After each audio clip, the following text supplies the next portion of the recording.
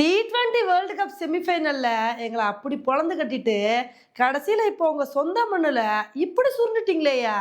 இப்படி south Africa நியூசிலாந்தை பார்த்து சொல்ற மாதிரி தான் இன்னைக்கு நியூசிலாந்துக்கும் சவுத் ஆப்பிரிக்காவுக்கும் நடந்த ஃபர்ஸ்ட் T20 மேட்ச் வந்து இருந்துச்சுங்க. இந்த மேட்ச்ல நியூசிலாந்து தான் வந்து ஃபர்ஸ்ட் பேட்டிங் பண்ணாங்க. நல்ல ஒரு பேட்டிங் பர்ஃபார்மன்ஸை கொடுப்பாங்கன்னு பார்த்தா வெறும் 15வது ஓவர்ல 91 ரன்னுக்கே ஆல் அவுட் ஆயிட்டாங்க.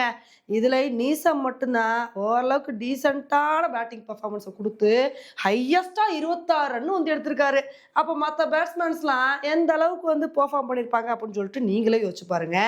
இந்த அளவுக்கு நியூசிலாந்து பேட்டிங் கண்ட்ரோல் ஆனதுக்கு முக்கிய காரணம் என்ன அப்படின்னா சவுத் ஆப்பிரிக்கா பவுலர்ஸ் வந்து பிரிச்சு மேய்ஞ்சிட்டாங்க. மொக்கையானா அப்படின்ற பவுலர் நல்ல ஒரு பவுலிங் பெர்ஃபார்மன்ஸை கொடுத்து 3 விக்கெட் எடுத்து பட்டை கிளப்பிட்டாரு. இது மட்டும் இல்லாம கேசவ் மகாராஜ், பாட்மேனு, அதுக்கப்புறம் கோட்ஸின்னு சொல்லி ஆளுக்கு நல்ல பவுலிங் பெர்ஃபார்மன்ஸை கொடுத்து பாரபட்சம் இல்லாம 2 விக்கெட் எடுத்து அசைத்துட்டாங்க. இதனால நியூசிலாந்து பேட்ஸ்மேன்ஸ்னால ஒண்ணுமே பண்ண முடியல. வெறும் 91 ரன்னுக்கே ஆல் அவுட் ஆயிட்டாங்க. இந்த ஒரு ஸ்கோரை பார்த்தோன்னே நமக்கு தெரிஞ்சு போச்சு இதெல்லாம் சவுத் ஆப்பிரிக்கா அசால்ட்டா சேஸ் பண்ணிட்டு போயிட்டே இருப்பாங்கன்னு.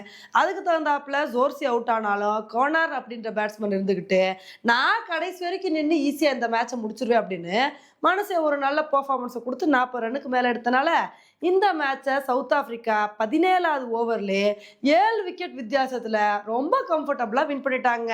உண்மையிலே இந்த மேட்ச்ல நியூசிலாந்து ஒரு மோசமான தோல்வி அடைஞ்சிருக்காங்க அப்படின்னு தான் வந்து சொல்லணும். ஏன்னா ஆல்ரெடி பாவம் நியூசிலாந்து வந்து கை கெட்டினது வாய் கெட்டல அப்படின்ற மாதிரி T20 வேர்ல்டு கப்ல நல்ல பெர்ஃபார்மன்ஸை கொடுத்து கடைசி வரைக்கும் வந்து கூட அவங்களால கப்படிக்க முடியாமல் போயிடுச்சு. சரிப்பா நாங்கள் கப்படிக்கலனாலும் மற்ற மேட்ச்ல நல்ல பெர்ஃபார்மன்ஸை கொடுப்போம் அப்படின்னு சொல்லிட்டு கொடுப்பாங்கன்னு பார்த்தா இப்போ சவுத் ஆப்பிரிக்கா கிட்டேயே மோசமாக மண்ணை கவிருக்காங்க. அது அவங்களோட சொந்த மண்ணிலே இவ்வளோ பெரிய மோசமான தோல்வி அடைஞ்சிருக்காங்க.